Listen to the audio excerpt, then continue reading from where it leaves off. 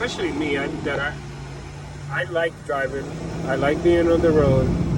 But sometimes, that's why I always say, I'm blessed and I'm thankful for everything in life.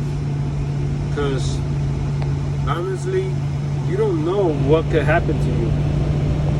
Look at this. Look at this, man. Look at this.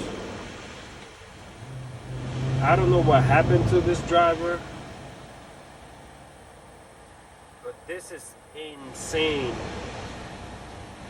The whole trailer is messed up.